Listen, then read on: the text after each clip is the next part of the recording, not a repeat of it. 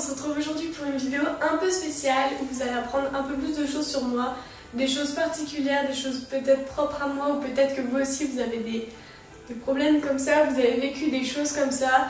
Donc je vais partir de la chose la moins intéressante ou la moins grave on va dire à la chose la plus intéressante. J'espère que cette vidéo vous plaira, c'est une vidéo un peu particulière et j'espère que ça vous plaira. On va tout de suite voir la suite.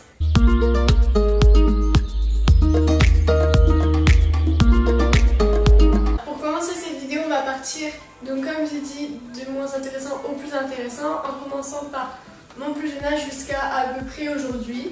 Donc le premier fait, donc je me suis équipée de mon petit téléphone parce que j'ai tout écrit là-dessus. Le premier fait, c'est que j'ai commencé la gym à 2 ans et demi et que j'ai arrêté il y a 2 ans maintenant. Donc j'ai fait de la gym à peu près 13-14 ans. Et quand j'étais petite, je voulais devenir championne de gym tout simplement. Mais j'ai arrêté parce que j'ai eu des problèmes de croissance. Du coup, ma croissance s'est arrêtée quand j'avais 16 ans.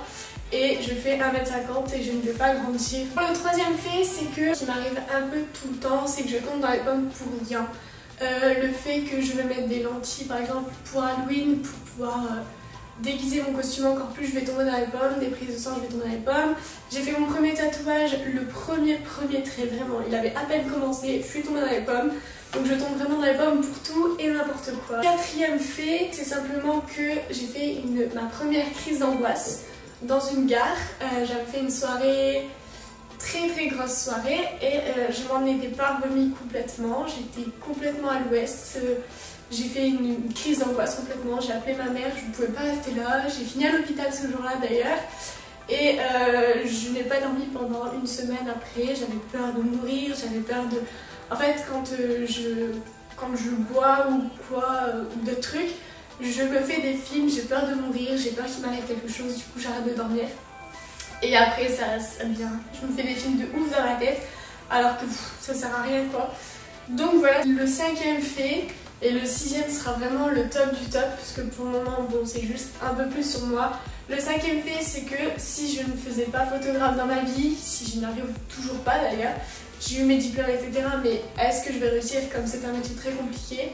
Si je n'arrive pas non plus à faire ce que j'aime, par exemple être youtubeuse, j'aimerais vraiment pouvoir avancer dans YouTube, pouvoir faire des choses, avoir des projets de ouf, avoir des projets très créatifs. C'est vraiment tout moi, tout ce qui me représente. J'allais à l'armée parce que c'est quelque chose que je veux faire depuis que je suis toute petite, que si j'arrivais pas dans ma vie, je disais quelque chose que j'allais enfin être fière de faire dans la vie, de sauver des gens, etc. Donc j'allais à l'armée si je ne réussissais pas. Et pour le sixième fait et le dernier fait de cette vidéo, c'est vraiment le fait le plus ouf qui m'est arrivé dans ma vie. C'est que l'année dernière, en 2018, j'ai été habiter en coloc avec 4 de mes potes. C'était vraiment un truc de ouf, c'était super bien. On habitait dans le 18e arrondissement de Paris pour un de nos stages. Et on faisait notre petite vie tranquillou à la parisienne, etc. C'était un quartier assez calme avec plein de religions différentes, plein de personnes différentes, c'était vraiment cool. Il y avait à côté de chez nous une supérette, il y avait un bar un peu bizarre, très excentrique, mais vraiment, enfin les gens étaient vraiment drôles, etc. Un truc de massage, des cafés au coin des rues, etc. Bref, un quartier banal, vraiment trop bien, on s'est vraiment éclaté pendant ce mois.